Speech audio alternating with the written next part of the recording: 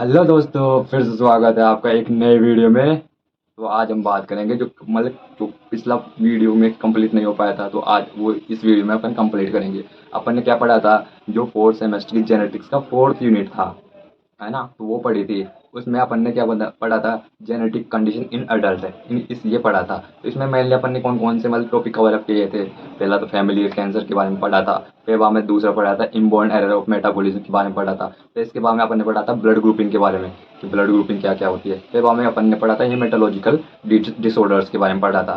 फिर बाद में कौन कौन से अपन के रह गए थे?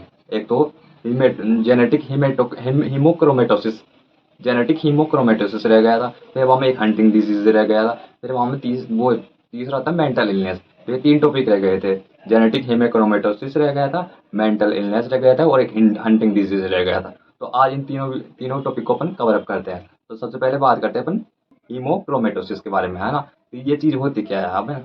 ये चीज़ होती है कि मतलब जो आयरन है ना अपने आयरन बॉडी में, वो मतलब अब जो मतलब नॉर्मल रेंज रहती है ना, मतलब नॉर्मल रहता है। जैसे अपन एक एग्जाम्पल के लिए माने कि मतलब 2 10 मॉलिक्यूल्स को अपन की मतलब बॉडी में रिक्वायरमेंट रहती है ना, तो वो ऑब्जर्व कर। परंतु मतलब बॉडी है ना 10 के अलावा और 10 मतलब 20 मॉलिक्यूल्स को एब्जॉर्ब कर रही है। तो अपनी बॉडी में 10 मॉलिक्यूल्स तो एक्स्ट्रा हो गए ना। तो मतलब जो नॉर्मल रेंज रहती है ना, उससे भी ज़्यादा मतलब एब्जॉर्ब कर लिया जाता है। जो डाई फूड है ना, उसमें से एब्जॉर्ब कर लिया जाता है। तो ब्लड में है ना, अपनी बॉडी में हीमोग्लोबिन बहुत ज़्यादा हो जाता है ना। तो इसका मतलब क्या है? जिसमें एब्जॉर्प्शन वो मतलब बहुत ज़्यादा आयरन का एब्जॉर्प्शन हो जाता है डाइजेस्टिव, है ना। तो हिम क्रोमेटोसिस हो जाता है। ये मतलब जेनेटिक में मतलब एक पेरेंट से दूसरे पेरेंट मतलब जो जनरेशन है, दूसरे से तीसरे में ऐसे ट्रांसफर होती रहती है। तो इसे मतलब इसे क्या बोलते हैं? जेनेटिक हिमेटोक्रोमेसिस, है ना। तो ये रहता है जिसमें क्या क्या वो ऑर्गन्स ऑर्गन्स भी रहते हैं, जिसमें मतलब लीवर हो गया, हार्ट हो गया, पेनक्रियाज रहेगा। तो ये था मतलब जो भी मतलब जो आयरन रहेगा ना, उसका एक्स्ट्रा एब्जॉर्प्शन हो जाएगा। ये था। फिर हम इसके मतलब क्या नाम है, इसके क्या क्या कोज हो सकते हैं? कोज क्या क्या है ना, कैसे कैसे हो सकता है? पहला तो मतलब इनहेरिटेंस कंडीशन है, जो मतलब जेनेटिक मतलब एक पेरेंट से दूसरे में, दूसरे से तीसरे में वो कंडीशन हो सकती है। ये एक कोज हो गया। फिर वहाँ में दूसरा है कि जो जीन है ना, उसमें ही परिवर्तन आ जाए। जो जीन है ना, जिसमें जीन कौन सी है? HFE, HFE जीन रहती है ना, उसमें परिवर्तन हो जाता है, जिसके कारण जो एक्स्ट्रा आयरन रहता है ना, उसका एब्जॉर्प्शन शुरू हो जाता है बॉडी में। तो इसकी वजह से हो सकता है ना। तो ये थे कोज। तो इसके बाद में अपन बात करते हैं कि साइन एंड सिम्टम्स क्या क्या प्रेजेंट हो सकते हैं। कि जनरली क्या देख, स्किन में क्या रहेगा? रेडनेस हो जाएगी। लीवर में लीवर डैमेज हो सकता है या सीरोसिस हो सकता है। फिर पेनक्रियाज में डायबिटीज में लाइटनेस हो सकता है। हार्ट हार्ट से हार्ट रिलेटेड जो भी डिजीज है वो हो सकती है। तो ये मतलब जो normally normal sign and symptoms हैं, ये प्रेजेंट हो सकते हैं। फिर इसमें इसका अपन डायग्नोसिस कैसे करवा सकते हैं? मतलब कौन कौन से टेस्ट है? तो मेनली अपन ये ब्लड में हो रहा है, तो जो अपन ब्लड का टेस्ट करा लेंगे, है ना। जो ब्लड टेस्ट है ना, फिर वहाँ दूसरे जेनेटिक टेस्ट रहेंगे, मतलब जेनेटिक इनहेरिटेंस हो रहा है एक पीढ़ी से दूसरे। तो अपन को पता चल जाएगी कि मतलब जीन में परिवर्तन की वजह से हो रहा है, या मतलब जो मतलब जेनेटिक कंडीशन की वजह से हो रहा है ना। फिर वहाँ लीवर बायोप्सी करा सकते हैं। तो ये था आपके मतलब जो डायग्नोसिस करवा सकते हैं अपन, क्या क्या डायग्नोसिस करवा सकते हैं। तो अब इसके बारे में बात करते हैं कि इसका ट्रीटमेंट क्या क्या करा सकते हैं, है ना। तो मेनली आयरन का जो मेन सोर्स रहता है ना, आयरन का जो हीमोग्लोबिन रहता है, ब्लड रहता है ना। तो अपन जो ब्लड में, बॉडी में या ब्लड में आयरन इंक्रीज हो गया, तो उसको क्या करा सकते हैं कि मतलब या तो ब्लड को डोनेट कर दूंगे, डोनेट कर देंगे तो मतलब अपने ब्लड में कमी हो जाएगी, तो वो वहां से पूर्ति कर लिया जाएगी, है ना।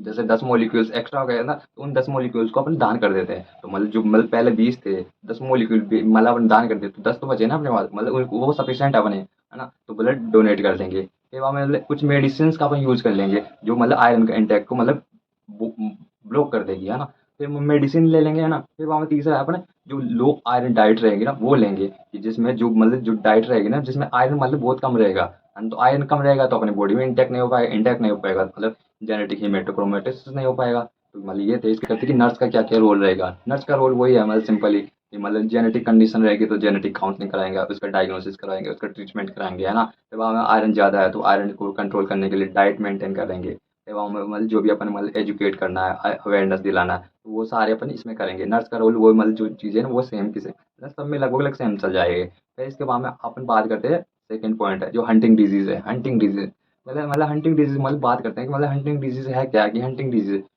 डिजीज़ में है ना, जो ब्रेन के अपने न्यूरॉन्स रहते हैं ना, नर्व सेल्स, वो धीरे धीरे डैमेज हो जाती है। कि ब्रेन के मतलब दिमाग के जो न्यूरॉन्स रहते हैं ना, वो धीरे धीरे टाइम ड्यूरेशन के साथ धीरे धीरे नष्ट हो जाते हैं, है ना। जिसके कारण मतलब चलने फिरने में, सोचने समझने में, है ना, बिहेवियर में, इमोशन में, है ना, मतलब इनमें प्रॉब्लम हो जाती है। मतलब धीरे धीरे, क्योंकि न्यूरॉन मतलब अपना जो ब्रेन है वो सारी बॉडी को कंट्रोल करता है, तो न्यूरॉन ही डैमेज हो रहे हैं, है ना। तो फिर न्यूरॉन डैमेज होगी तो अपनी कॉन्शियसनेस है, अपनी मतलब जो सोचने समझने की, अपना बिहेवियर, अपने बोलने चालने की, वो धीरे धीरे मतलब डिक्रीज हो जाएगी, मतलब लॉस हो जाएगी, है ना। तो ये था हंटिंग डिजीज, मतलब इसमें हम अपने न्यूरॉन्स है ना टाइम ड्यूरेशन के साथ साथ धीरे धीरे डैमेज हो जाते हैं, है ना। तो इसके कोज क्या क्या हो सकता है ना, कि कैसे कैसे हो सकता है।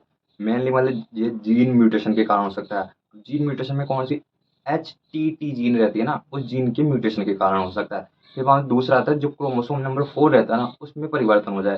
तो ये मेनली दो कोज है, एक तो जीन म्यूटेशन जिसमें हंटिंग जीन बोलते हैं, HTT जीन को, है ना। फिर वहाँ जो क्रोमोसोम नंबर 4 रहता है ना, उसमें परिवर्तन हो जाए।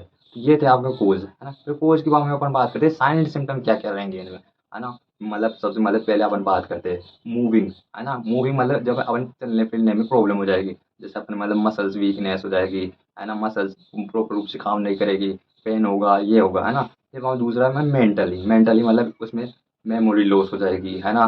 फिर वहाँ में क्या नाम, थिंकिंग मतलब थिंकिंग, सोचने समझने की क्षमता धीरे धीरे नष्ट हो जाएगी, है ना। फिर वहाँ अपन क्रिएटिविटी थिंकिंग नहीं कर सकते, है ना। तो बिहेवियर चेंज में क्या हो जाएगा, बिहेवियर अपना मतलब बिहेवियर एकदम से मूड स्विंग हो जाएगा, एकदम से परिवर्तित हो जाएगा, है ना। चिड़चिड़ा रहेगा, गुस्से में रहेगा, है ना। तो ये बिहेवियर चेंज हो जाएगा। फिर हम स्पीकिंग मतलब स्पीकिंग रिलेटिव अपने बोलने चालने में मतलब थोड़ा सा प्रॉब्लम्स होगी, है ना। तो में कौन कौन सी प्रॉब्लम्स रहेगी, एक तो मूविंग रहेगी, फिर वहाँ मेंटली रहेगी, फिर बिहेवियरली रहेगी, स्पीकिंग रहेगी, है ना। तो ये मतलब इसके साइन एंड सिम्टम अपने प्रेजेंट।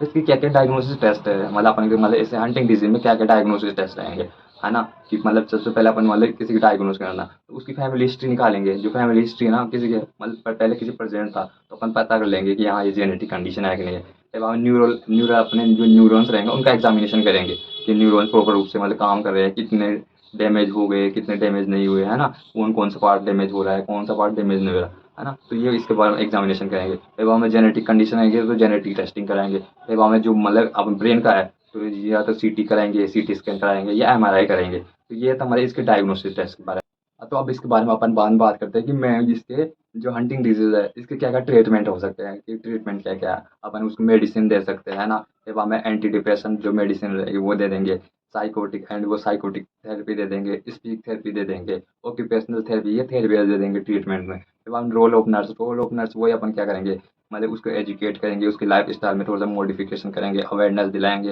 है ना। उसको मतलब साइकोलॉजिकली है ना सपोर्ट करेंगे, मेंटली सपोर्ट करेंगे, स्ट्रॉन्ग करेंगे, इमोशनली सपोर्ट करेंगे। फिर वो हमें उसके क्या नाम है कम्युनिकेट, उससे थोड़े से अपन बेडशीट में नर्स रहेंगे, बेडशीट की बात करेंगे, है ना। तो ये मतलब वही फिर वहाँ जेनेटिक कंडीशन है तो उसकी जीन काउंसलिंग करवाएंगे। तो वो सारे मतलब रोल अपन इसमें लिख देंगे। फिर इसके बाद में आखिरी में अपनी टॉपिक आता है मेंटल इलनेस। मेंटल इलनेस के बारे में बात करते हैं कि मेंटल इलनेस क्या रहती है। मेंटल इलनेस हंटिंग डिजीज लगभग लगभग सिमिलर पॉइंट रहता है, परंतु इसमें थोड़ा सा डिफरेंस रहता है। मेंटल इलनेस क्या रहती है, मेंटल इलनेस में है ना जो मतलब ग्रुप ऑफ डिजीज, मतलब बहुत सारी डिजीजों का एक ग्रुप रहता है, वो होता है मेंटल इलनेस।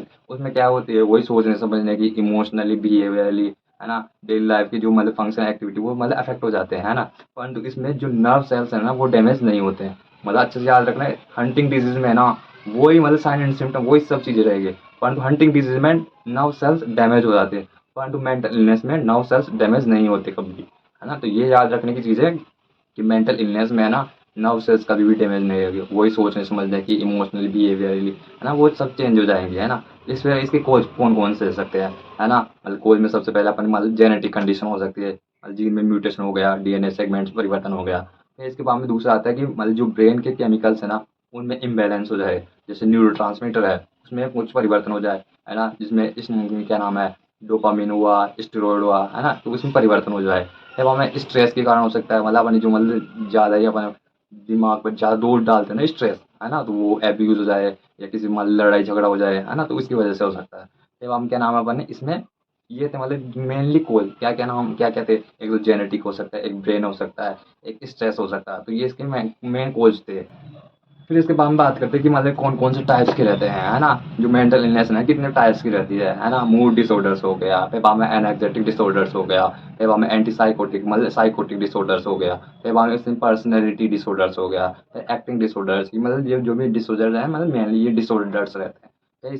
अब मेंटल इलनेस के क्या क्या नाम है, उसके साइन एंड सिम्टम्स प्रेजेंट रहेंगे, है ना, कौन कौन साइन एंड सिम्टम्स रहेंगे, है ना, उसका मूड एकदम से परिवर्तित हो जाएगा, है ना, फिर उसके फैमिली जो भी फैमिली मेंबर या फ्रेंड्स है ना उससे दूर रहेगा, फिर इसके मान लो इसके साथ साथ जो क्या नाम है, जो मतलब जो अपनी मतलब सपने हैं वो छोड़ दिया बिल्कुल, मतलब खत्म, कुछ नहीं है, कोई दुनियादारी से कोई मतलब नहीं है, ऐसे मेंटली मतलब डिस्टर्ब रहेगा, है ना, फिर वहाँ में क्या नाम उसकी स्लीपिंग पैटर्न है, उसका बिहेवियर पैटर्न सब एकदम से चेंज हो जाएगा, और वो खुद को ही मतलब नुकसान पहुंचाने का काम करेगा, है ना, तो ये मतलब इसके साइन एंड सिम्टम्स रहेंगे, इसकी डायग्नोसिस कौन कौन से रहेगी, मतलब इसका अपन डायग्नोसिस कर, तो मेंटल हेल्थ असेसमेंट कराएंगे उसका, जो साइकेट्रिक्स पर मतलब साइकेट्रिक्स रहते हैं ना उनको दिखाएंगे, फिर वो उनसे मतलब ट्यूशन पूछेंगे, उनका इंटरव्यू लेंगे कि ऐसे क्यों कर रहे हो आप, जो भी मतलब प्रॉब्लम है वो बताओ, तो वो सारे मतलब इसमें डायग्नोसिस में आते हैं ना, एवं इसके मतलब क्या क्या नाम इसके ट्रीटमेंट कर सकते हैं अपन, है ना, ट्रीटमेंट मतलब जो मतलब साइकेट्रिस्ट है ना, तो साइकेट्रिस्ट के अपन पास भेजेंगे, है ना, जब हम उसकी लाइफ स्टाइल है उसको थोड़ा चेंज कर देंगे, फिर हम उसको जो फैमिली मेम्बर है या फ्रेंड सर्किल है